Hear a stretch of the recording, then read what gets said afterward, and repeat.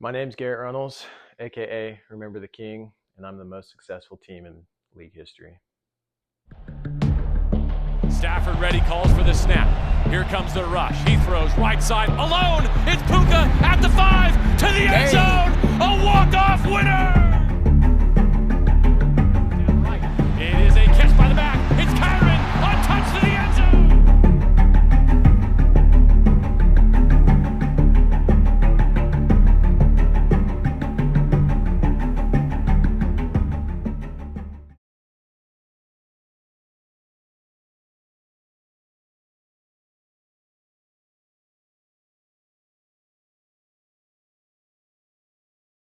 You know, there's a philosopher by the name of Aubrey Graham that once said, "Started from the bottom, now we're here." This is a reminder that even the best of the best can get beat sometimes, but through diligence and hard work, I was able to come back and be the best team that the Fisher of Men have ever seen. Heading into week 1, Garrett was preseason ranking number 1 and was in prime position to pursue a title.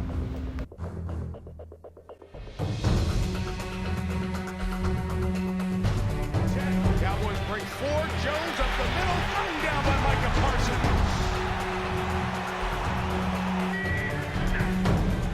3rd and 19. Gets down Barkley. Got hit, fumbled right in the air, and it flies into the hands for a touchdown at the wrong flag. Thanks to the amazing Dallas defense, Garrett started off the season with a bang with a convincing win over the number 2 preseason team, Detroit Lions. After his week 1 victory, Garrett started off 5-0 and averaged over 130 points per game, along with breaking the single-game scoring record against Jonathan. It seemed like nothing was going to stop Garrett and this team. Would you describe yourself as a competitive person? I'd say competitive is an understatement. I don't play just to win. I play to dominate. My MO is just to make sure that everybody else remembers that I'm the best team in the league. And being competitive is part of that. But in all honesty, it just runs in my blood. I'm just good at what I do. Despite a career-ending injury while being a collegiate track athlete, Garrett's competitive edge never left him, and he found it in the Fishers of Men League. Way back when, I can just remember throwing a tight spiral to my dad and him telling me to be a little bit better every single time. But honestly, this competitive nature just started stirring even more whenever I became a part of the Fisher of Men League. My managerial style, while everybody's playing checkers, I'm playing chess. It's just pure genius. If you've ever seen Mozart, Beethoven, I'm probably a couple leagues ahead of that when it comes to fantasy football. I make all the right moves at all the right times with all the right swagger.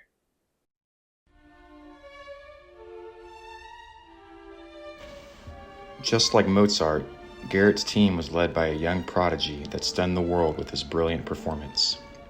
Left discarded after the draft, he was picked up by Garrett in week 2. His name is Puka Nacua. There's a rookie receiver named Puka Nacua. This brother, oh my God, this dude, special. I'm telling you, we're looking at a superstar in the making. This kid right here is something special. Third and goal from the 4. He's looking left, comes off that, throws to Puka at the goal line. He's got it. Is he in? Yes. Touchdown, Puka Nacua. Touchdown, LA. So unlike the Brandons, Bradens, and Freemans of the league, I don't draft players based upon their namesake. Okay? Puka was overlooked because nobody could see the talent that I saw. I saw a diamond in the rough. I saw a player with a lot of heart, a lot of talent, and I saw a coach, Sean McVay, who I actually called up yesterday, and he congratulated on my fantasy success. But I saw a player that was going to fill the shoes of Cooper Kupp. Everybody else looked over him as if he was a wide receiver 3, wide receiver 4. I saw a Cooper Kupp in the making. And guess what? He's going to go first round this year, and it's because of the discipline and the studying that I did to make him the player that he is.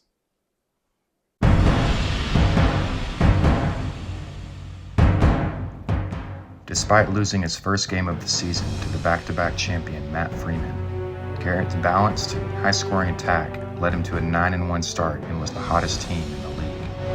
Gerald Everett, the tight end, so present the whole cast together. A few of the stars are back. Going deep, downfield for Joshua.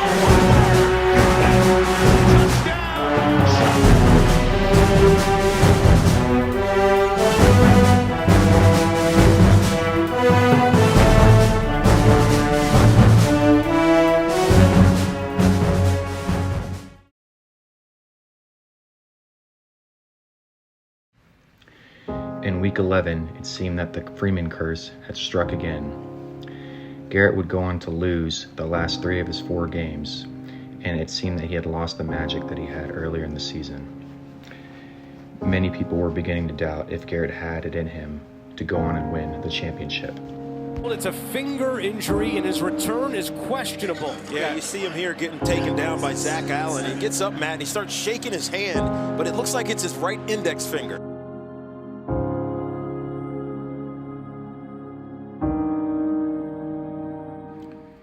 Despite earning the #1 seed into the playoffs, there was little hope for Garrett with a losing streak and no starting QB. It seemed that the only one who believed was himself.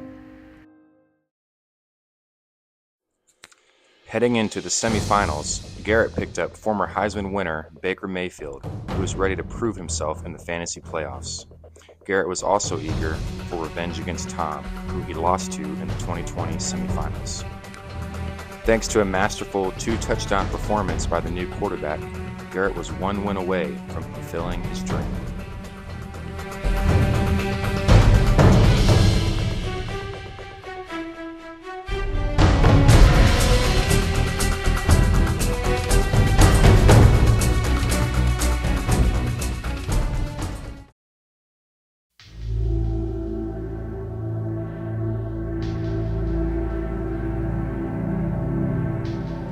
Heading into the 8th league championship, the biggest obstacle in Garrett's way was the league MVP winner, Christian McCaffrey, who just came off a 39-point game in the semifinals. Many experts had Modest Mike as heavy favorites for the championship game. My mindset going into that game was keeping my head down, playing the game that I know how to play. I wasn't playing Mike Slater's game. I was playing Garrett Runnels' game. If you can recall, not one of my players on my starting lineup in the championship was in that starting lineup week 1. That's called being a good manager. Mike, he had a great team. He had consistency, but he wasn't able to pivot and move the way I was. So going into the locker room, I just told my players, hey, keep your head down, play the game that you know how to play. Come here, you psychopath. Let's go. Hey, put on a show tonight. You got me? Let's go. Led by a cast of forgotten and undrafted players, these underdogs would make sure that no one would forget their championship performance.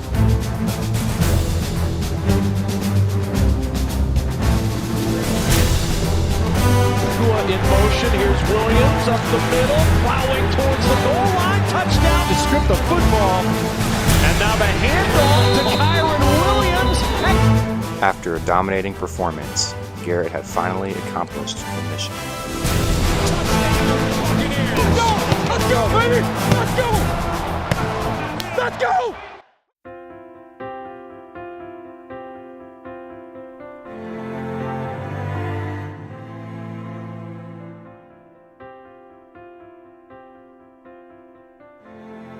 You know, it takes a lot to come back from last place. Not many teams can do that. But, you know, I'm just proud of my guys. I'm proud of the way that they stuck out the season through injuries, through hurdles, through trials and errors. You know, we knew that we won that game before we even stepped foot on that field.